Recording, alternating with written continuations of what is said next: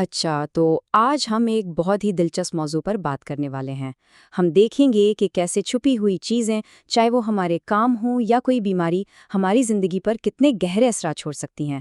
یہ سفر ایک کہانی سے شروع ہوگا جو کردار کی گہرائیوں سے ہمیں جسمانی صحت کے مسائل تک لے جائے گا۔ تو چلیے اس سفر کا آغاز کرتے ہیں۔ سب سے پہلے ہم ایک بہت ہی سبق آموز کہانی سنیں گے، قبر کا سانپ۔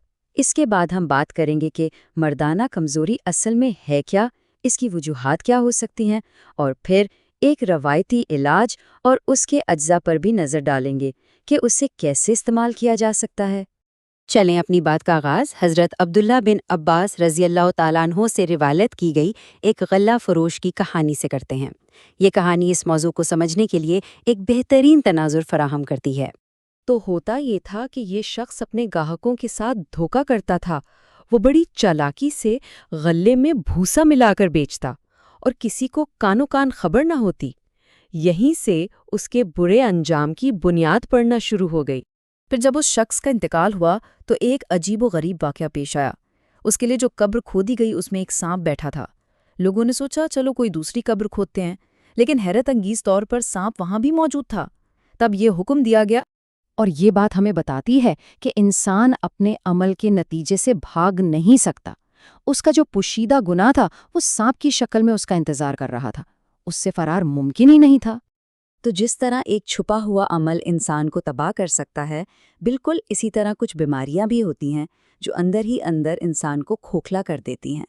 اب ہم ایک ایسے ہی حساس طبی مسئلے کی طرف آتے ہیں۔ تو آئیے اب دیکھتے ہیں کہ یہ جو پوشیدہ مسائل کا تصور ہے یہ مردانہ کمزوری جیسی جسمانی حالت پر کیسے لاگو ہوتا ہے، اور یہ سمجھنے کی کوشش کرتے ہیں کہ آخر یہ ہے کیا۔ اس موضوع پر بات کو نارمل کرنے کے لیے یہ سمجھنا ضروری ہے کہ ایک صحت مند ازدواجی زندگی میں کیا معمول سمجھا جاتا ہے۔ خاص طور پر شادی کے شروع کے دنوں میں یہ ایک طرح سے صحت کا پیمانہ ہو سکتا ہے۔ اس حالت کی تعریف صرف جسمانی نہیں ہے، اصل میں اس کے جذباتی اثرات کہیں زیادہ گہرے ہوتے ہیں، یعنی شرمندگی اور دکھ کا احساس جو انسان کو اندر سے توڑ دیتا ہے۔ اور یہ بات یہاں بالکل صاف ہو جاتی ہے، یہ بیماری صرف جسم تک نہیں رہتی بلکہ یہ انسان کی پوری شخصیت پر اثر انداز ہوتی ہے۔ مسلسل پریشانی، گھبراہٹ، دل کی تیز دھڑکن، یہ سب اسی کے اثرات ہیں۔ تو سوال یہ پیدا ہوتا ہے کہ اس مسئلے کی وجہ کیا ہے؟ بات یہ ہے کہ اس کی کوئی ایک وجہ نہیں ہے، اس کے پیچھے نفسیاتی، جسمانی اور یہاں تک کہ ہمارے رہن سہن کے طریقے بھی شامل ہو سکتے ہیں۔ ان کو سمجھنا ہی علاج کی طرف پہلا قدم ہے۔ یہاں ہم دیکھ سکتے ہیں کہ اس کی وجوہات کتنی متنوع ہیں، ذہنی دباؤ اور مالی پریشانیوں سے لے کر شوگر اور موٹاپے تک، اور یہاں تک کہ کچھ بری عادتیں بھی اس کا سبب بن سکتی ہیں۔ یہ سمجھنا ضروری ہے کہ یہ کوئی ذاتی ناکامی نہیں بلکہ ایک طبی مسئلہ ہے جس کا علاج موجود ہے۔ اچھا، تو اب جب ہم نے مسئلے کو سمجھ لیا ہے تو آئیے اس کے حل کی طرف چلتے ہیں۔ جو مواد ہمارے پاس ہے اس میں ایک بڑا تفصیلی روایتی علاج بتایا گیا ہے۔ دیکھتے ہیں کہ اس کے کیا فوائد بتائے گئے ہیں۔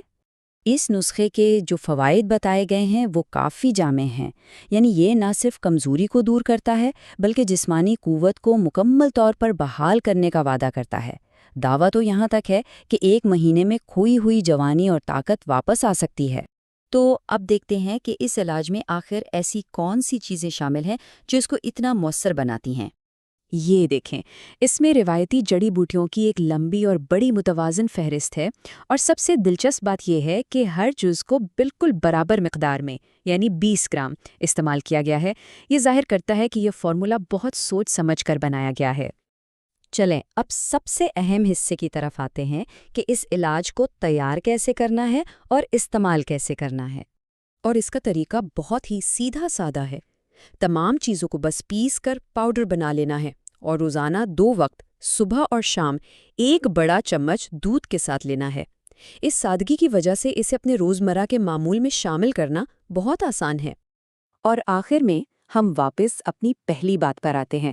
جس طرح اس کہانی میں ایک شخص کا پوشیدہ عمل نقصان کا باعث بنا، اسی طرح علم کو بانٹنا ایک نیکی ہے، ایک ایسا عمل جو دوسروں کو فائدہ پہنچاتا ہے۔ پوشیدہ بیماریوں کا علاج تلاش کرنا اور اس علم کو دوسروں تک پہنچانا بھی ایک بہت بڑی نیکی ہے۔